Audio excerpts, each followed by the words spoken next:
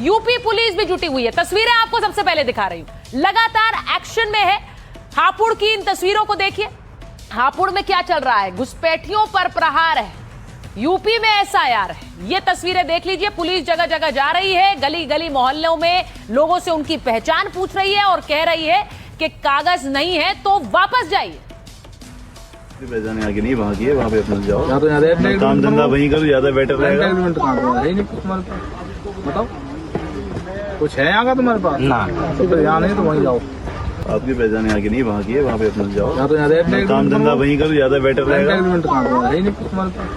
बताओ कुछ है यहाँ का?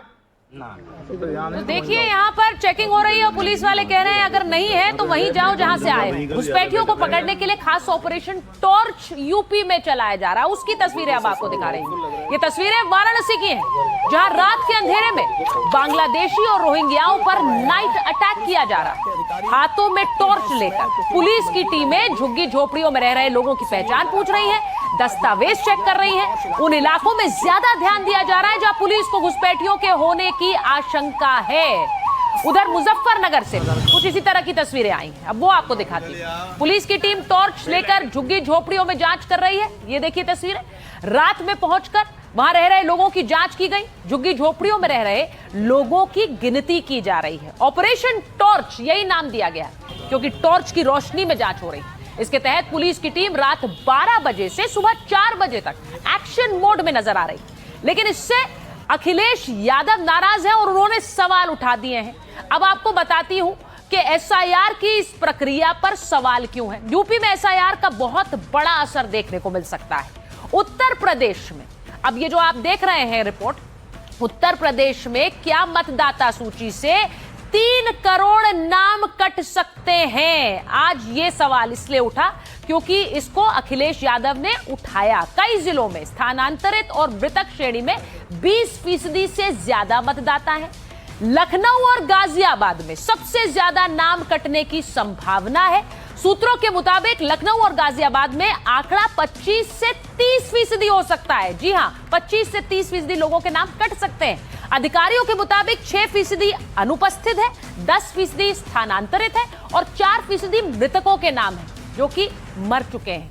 इनके नाम सूची से हटेंगे। अब इसी को लेकर अखिलेश यादव ने भी एसआईआर पर सवाल उठाए हैं और बड़ा आरोप लगाया है। वो दावा कर रहे हैं कि जो स्थिति देखने को मिल रही है, ऐसे में 5 करोड़ नाम उत्तर प्रदेश में मतदाता सूची से हट सकते हैं। जरा सुनिए अखिलेश यादव। 5 करोड़ लोगों के वोट कटे हुए मिलेंगे। सोचिए यूपी जैसे स्टेट में जहां 5 करोड़ वोट कट जाएंगे। और मैपिंग ऐप किसने बनाया है? इसमें भी कोई घोटाला है और लग ये रहा है कि कोई ऐसी कंपनी है जिसने बीजेपी को इलेक्टोरल बॉन्ड दिए थे, उसी इलेक्टोरल बॉन्ड देने वाली कंपनी का मैपिंग ऐप है। क्योंकि मैपिंग ऐप के थ्रू ही सब गोलमाल हो रहा है यूपी में। लगभग 5 करोड़ लोगों के वोट कटने जा रहे हैं। तो 5 करोड़ वोट कटने का आरोप लगा रहे हैं अखिलेश यादव। लेकिन यूपी में प्रशासन ने ऑपरेशन घुसपैठिए के तहत पूरी तैयारी कर ली है। एक तस्वीर अब आपको दिखा रही हूं, गोरखपुर की तस्वीरें, जहां डिटेंशन सेंटर बनकर तैयार है। डिटेंशन सेंटर यानी कि जहां घुसपैठियों को रखा जाएगा। पहले पुलिस घुसपैठियों की तलाश करेगी और फिर इसी डिटेंशन सेंटर में इन्हें रखेगी। यहां से उन्हें उनके मूल देश भेजा जाएगा। ये तस्वीरें डिटेंशन सेंटर की सामने आ गई उत्तर प्रदेश से। केवल पुलिस ही नहीं, यूपी में एटीएस भी एक्शन मोड में है घुसपैठियों को पकड़ने के लिए। तो वो आपको तस्वीर जरा दिखा देती हूं कि यूपी में कैसे एटीएस काम कर रही है। बांग्लादेशी और रोहिंग्याओं पर एटीएस की नजर है। लखनऊ नगर निगम से पत्र लिखकर मांगी है जानकारी। एटीएस ने निगम से सफाई कर्मियों की सूची मांगी। निवास पहचान पत्र, मोबाइल नंबर, आधार सब मांगा गया है। लखनऊ में 8000 से ज्यादा सफाई कर्मी काम करते हैं। एजेंसियों और ठेकेदारों ने इन सफाई कर्मियों की भर्ती की। अब 5300 कर्मचारी सफाई कर्मी के रूप में यहां काम करते हैं। 3000 कर्मचारी डोर टू डोर कूड़ा कलेक्शन में लगे हुए हैं। अब इस कार्रवाई के बाद 500 से ज्यादा कर्मचारी गायब हो गए हैं। अब ये क्यों गायब हो गए, इन्हें किस बात का डर है, यही सवाल पूछा जा रहा है कि पुलिस की इस कार्रवाई से आखिर कौन लोग लापता हो रहे हैं, इन पर क्या एक्शन जरूरी नहीं है? अब एक तरफ यूपी में घुसपैठियों पर कार्रवाई हो रही, डिटेंशन सेंटर बनकर तैयार हैं, तो वहीं बंगाल में डिटेंशन सेंटर्स पर टेंशन बढ़ गई है। ममता बनर्जी कह रही है कि बंगाल में यूपी का मॉडल नहीं चलने दूंगी, यानी यहां डिटेंशन सेंटर तैयार, वहां बंगाल में ममता का इनकार। बंगाल में ममता की एंटी एसआईआर रैली हुई है और वो लगातार ये रैलियां कर रही हैं। ममता एसआईआर को एनआरसी ही कहती हैं। वो कहती है ये एनआरसी है, ये एसआईआर नहीं है। एसआईआर की आड़ में एनआरसी की साजिश हो रही है और वो सीधे सीधे हमला योगी आदित्यनाथ पर कर रही है। वो कह रही है यूपी में डिटेंशन सेंटर बनाए जा रहे हैं, लेकिन मैं डिटेंशन सेंटर नहीं बनने दूंगी। ममता ने आज ये कहा, इसके खिलाफ मैं आखिरी सांस तक लड़ूंगी क्योंकि ये एनआरसी हो रहा है। बांग्ला भाषियों को बांग्लादेशी बताया जा रहा है और उन्हें देश से निकालने की एक कोशिश हो रही है। ये ममता का आरोप है। ममता आरोप लगा रही है, लेकिन ममता के इन आरोपों के बाद सुप्रीम कोर्ट लगातार सख्त नजर आ रहा है। सुप्रीम कोर्ट क्या कह रहा है? बंगाल में एसआईआर पर सुप्रीम कोर्ट ने सख्त चेतावनी दे दी है।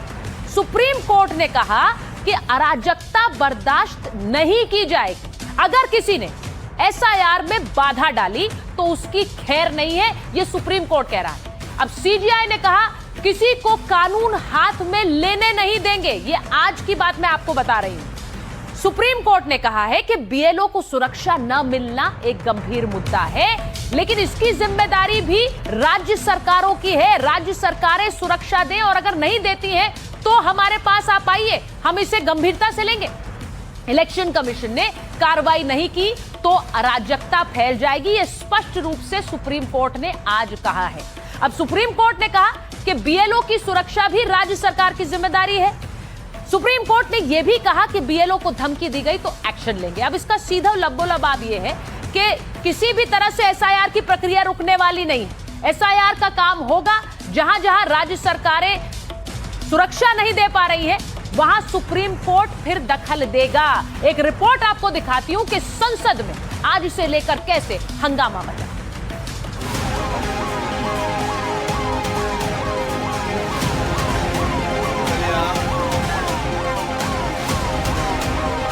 साइट में जिसका नाम नहीं उसके लिए डिटेंशन सेंटर की जरूरत है।